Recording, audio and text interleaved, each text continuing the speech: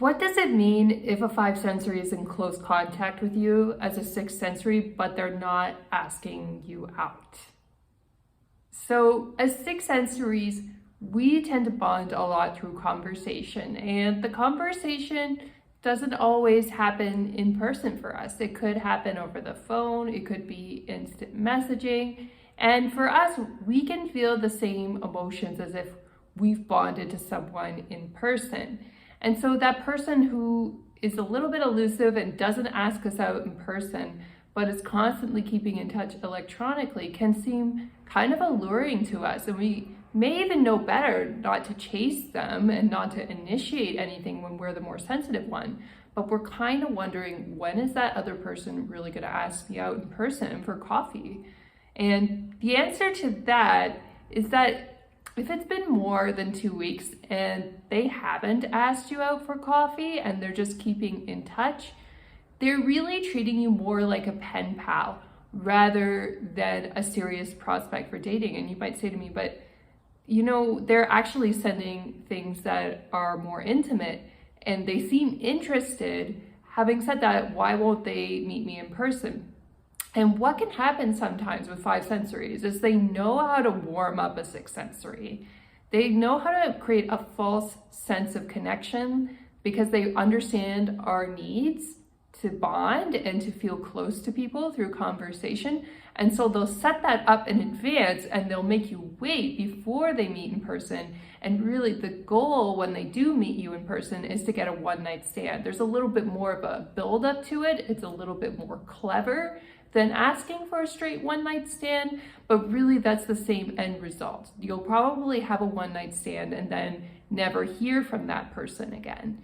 So what can you do as a sixth sensory if somebody is keeping in touch with you for a long time, but they're not asking you out? Well, you can certainly leave them unblocked if you want and let them message, but don't put too much stock in it. If they haven't asked you out in a couple of weeks, and it's a real problem for you emotionally, like you don't feel good when they message, you're too hurt by the fact that they haven't asked you out, then it's okay to block them. But if they haven't really bothered you in any way and you don't really mind them messaging you once in a while and you just see them as a friend or a pen pal, you can leave them on your contact list and just treat them like a pen pal. It just depends if it's going to upset your inner peace as a sixth sensory. These people are not worth worrying about or upsetting your inner peace, but if you have a balance and you're getting to know other people and you don't really mind these people hanging out on your phone or messaging you once in a while, you're like,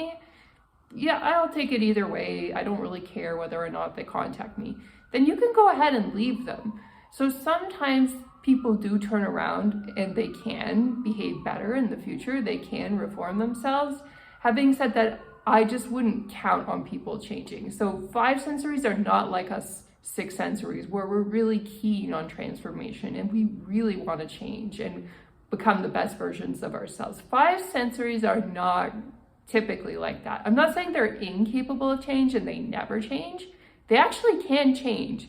It's just that they're 80% more likely to stay set in their ways, maybe even higher, maybe 99% likely.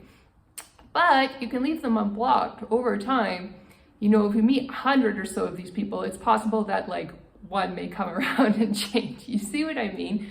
But don't put too much stock in one person actually changing because they're probably not. And if you did meet in person once and you did sleep together and never heard from them again, then that's probably their aim from the beginning, was they were just trying to get a one-night stand from you and they were just doing it in a little bit of a smarter, more sophisticated way than asking you outright for a one-night stand. It's actually very smart. It shows that they're well-read and they understand the needs of the sixth sensory. Having said that, they're still manipulating you and using what they know about you to mean ends.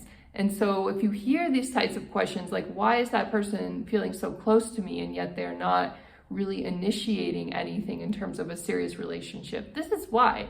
They understand you and they want you to like them for whatever reason, for attention, for intimacy, and maybe even just for support. Actually, I had an interesting message come across from somebody who kept in touch with me for months and months and months on end.